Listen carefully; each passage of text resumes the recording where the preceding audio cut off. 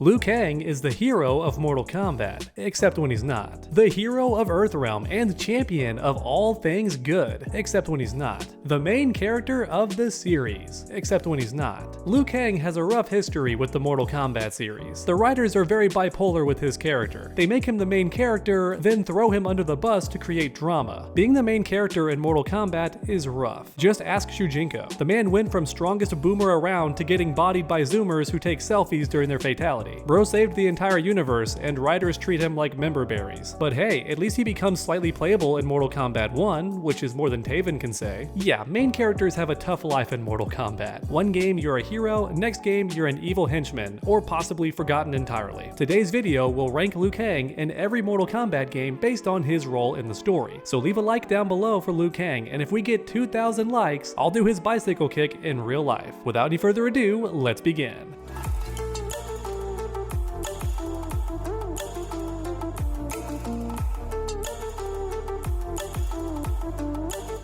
Starting off with the original Mortal Kombat, Liu Kang is basically Bruce Lee in this game, without the famous headband and red accents to his wardrobe. However, despite his bland costume, this virgin monk defeats Shang Tsung and saves Earthrealm. Yeah, it's a pretty open and shut story to be honest. But for a fun fact, Shang Tsung hired Goro specifically to protect his cheeks, because the previous Shaolin monk clapped him hard, and Shao Kahn was not happy about it. So yeah, Goro is Shang Tsung's personal insurance plan, and Liu Kang tore through him like tissue paper, despite what Scorpion's Revenge tries to tell you. And listen, I love that movie, but no way Liu Kang loses to Goro. That's like He-Man losing to Merman, okay? It's just off script and feels wrong. In the first Mortal Kombat game, Liu Kang is absolutely the main character. On to Mortal Kombat 2, Shang Tsung's boss appears and is extremely strong. In fact, some games claim that he's basically evil Raiden. In other words, he's as powerful as a god. The dude's been alive for thousands of years, mastered every sorcery there is, and I mean, just look at him, the guy's huge. How is Earthrealm supposed to beat this guy? And he's dead. Yep, Liu Kang clapped his cheeks too. Shang Tsung was shaking and questioning reality itself at this point. Because sure, Liu Kang is strong, but did an immortal god emperor just lose to kung fu, fireballs, and virgin purity? Yeah, that's what happened. So if you ever wondered why longtime fans consider Liu Kang versus Raiden a close fight, this is why. The dude is casually defeating god-level beings like Shao Kahn. In fact, Liu Kang is beating everybody in these early games, which almost makes you wonder what Raiden is even doing here. Bro could just be chilling in the Bahamas while Liu Kang takes care of business. Time for Mortal Kombat 3, where history repeats once again. Liu Kang defeats Shao Kahn all over again and also bodies Shang Tsung's personal hit squad, which is hilarious because that group was created solely to kill Liu Kang. But of course they failed because it's Liu Kang. This man is erupting with main character energy. You just can't beat him. Shang Tsung's entire group underestimated Liu Kang's virgin energy and got dusted while Shao Kahn watched the whole thing in horror. Liu Kang bicycle kicks his way into Shao Kahn's lair and claims a third W. That's right, 3 games in a row, Liu Kang is the main character, defeating everybody. Everyone tells me these early Mortal Kombat games had better writing, and you know what? I totally see it. The same character winning over and over again has me on the edge of my seat. Onward to Mortal Kombat 4, where I thought that Raiden was actually the winner this time, but nope, I got my memories mixed up. Because yes, Raiden did defeat Shinnok, but it was in the past, whereas in Mortal Kombat 4, it's Liu Kang once again. He defeats Shinnok and saves the day. So if you're keeping track, that's 4 games in a row where Liu Kang is the hero and main character who saves the day. Once again, stellar writing, much better than recent games, to be sure. Time for Deadly Alliance, when the writers finally grew some balls. Not only is Liu Kang not the main character this time, he's also dead before you reach the main menu, which in hindsight was perhaps a bit too far. Like no, seriously, this game gave me whiplash as a kid. Making someone else the main character is one thing, but killing him off before I pick up the controller is just wild. The developers really were leaping into dark territory here. Now with all that said, Liu Kang does appear in certain arcade endings, but I don't think any of them are canon. For the time being, Liu Kang is still stuck in Shang Tsung's body for this entire game, and as a result does literally nothing, which is a real dirty combo from the writers. Not only does Liu Kang die, but his role in the story is nothing. The guy does zilch. Whereas Mortal Kombat Deception gave us a brand new hero, who most people considered kinda lame. In the modern day, I think more players are warming up to Shujinko, but back in the day, I don't know, he's just kinda boring. The fact developers never made Sub-Zero or Scorpion the main characters is really mind-boggling. Oh, by the way, Liu Kang is playable in this game. You start off with his zombie form, but can actually unlock his human form if you like. However, story-wise, he does some minor stuff in the background, like helping to free Katana and other cool stuff like that, which is impressive when you consider he doesn't have a body. The guy's stuck in his soul form the entire time, but still does some minor things here and there. And not to spoil things too early, but Liu Kang never gets his body back. Yeah, he's just a soul for all three of these games. Deadly Alliance, Deception, and Armageddon, Liu Kang never gets his body back. However, his reanimated corpse is walking around and doing stuff for Raiden, but I wouldn't consider that Liu Kang, it's just his body, right? So for the sake of this tier list, Liu Kang is a side character in Deception. Armageddon time, baby! The big climax to the entire Mortal Kombat series, the game that would end everything, where Liu Kang does nothing.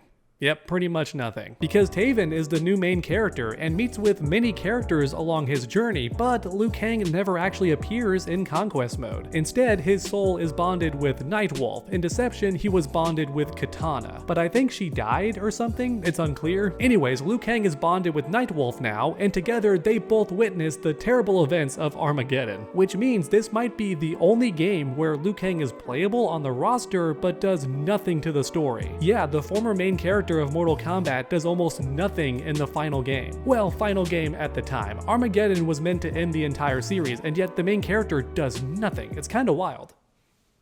Time for Mortal Kombat vs. DC, which is an interesting game for Liu Kang, because the guy actually loses several times in this game. Yeah, he takes a few L's, which never happened in the first 4 games, just keep that in mind, and yet in DC, he's actually losing. And while Liu Kang does some stuff to help impact the story, overall, he's more like a side character, while Raiden is more so the main character, along with Superman and the other DC characters, right? In other words, the writers still disliked Liu Kang at this point. The guy was never gonna get that main character slot back until the reboot. So fast forward to Mortal Kombat 9, which basically retells the story of the early Mortal Kombat games. But Liu Kang dies at the end by trying to attack Raiden. Yeah, your boy gets killed by accident. That's how powerful Raiden is in Mortal Kombat 9, I guess, or how weak Liu Kang has become, not sure which one. Regardless, it's gonna be tricky to rank Liu Kang in this game, because on the one hand, he saves Earthrealm twice, which is no small feat, but after that, he does almost nothing in the story and then dies. So I guess you could call him kind of a main character in this game. He's got a big impact, but I don't think he's quite in that top tier slot. So next up is Mortal Kombat X, where Liu Kang is evil the entire game. Yep, there is no redemption for him in this game. You can play as human Liu Kang if you want to, but it's just cosmetic. He never actually becomes good in story mode. Instead, Liu Kang stays trapped in the Netherrealm. Even so, evil Liu Kang is a fun concept. He just loses too many fights though, which started the meme that Revenants just suck for some reason. Human Liu Kang was out here defeating god-level beings like Shao Kahn and Shang Tsung, but Revenant Liu Kang can't even beat Jax. And listen, I like Jax, but he's just not Shao Kahn level. And yet he defeats Revenant Liu Kang like it's nothing, because the guy's a chump for some reason. Anyways, overall Liu Kang has no big role in this game. Instead, he's literally a henchman. So now it's time for Mortal Kombat 11, which is an interesting situation because good Liu Kang and bad Liu Kang are both here, and each of them plays a big role in the story. So if you combine them both, I would argue that Liu Kang has a big impact. Good Liu Kang helps defeat Shao Kahn, helps free Jade from the Tarkatans, and obviously saves the day after fusing with Raiden. Whereas evil Liu Kang kills Sonya Blade, a character who's never died on screen before, and after that he gives Raiden a tough time on Karen's boat. Overall, I think you could argue that Liu Kang is at least a main character in this game. Maybe it's kinda cheating since Raiden gave him that huge power up, but whatever, I'm still counting it, because he looks just like Liu Kang, acts just like Liu Kang, so in my mind this is Liu Kang but with Raiden's power up. In fact, later on we see Raiden off screen, so I think it's more that Raiden gave Liu Kang his power, instead of the two actually fusing to make a new person. But alright, now finally we have the most recent game, Mortal Kombat 1. Liu Kang literally created this new timeline, so that alone makes him main character status, even though he tends to hang back a bit and let other heroes have their moment. In other words, he's the new Raiden in this game. He wants the other champions to shine and fulfill their destiny. In fact, Liu Kang doesn't even save the day in this game. Instead, it's whoever you choose in this final act. Then after that in the expansion, it's Noob Saibot who saves the day, although Liu Kang was helping him. Regardless, regardless, I think most people would still argue that Liu Kang is the main character in Mortal Kombat 1. For Pete's sake, it's his face on the box, and also he created the entire new timeline. So yeah, he's the main character. Alright everyone, there you have it. Liu Kang's entire history in the Mortal Kombat series ranked on a tier list. It's honestly hilarious how he's the hero for 4 games straight, then he's dead and almost missing in the next 3 games, and an evil henchman in a 4th game. So that's 4 games where he's the hero, 4 games where he's dead or evil, and then you have MK11 where he's both, and Mortal Kombat 1 where he's finally the hero again. Liu Kang's role in the overarching story of Mortal Kombat is very interesting. So thanks for watching everyone, and I hope you enjoyed. If you did, please leave a like down below, it helps the channel out a ton. And then finish that combo by subscribing and ringing that bell so you never miss any future videos. Make sure to come back next time, and as always, stay underdogs.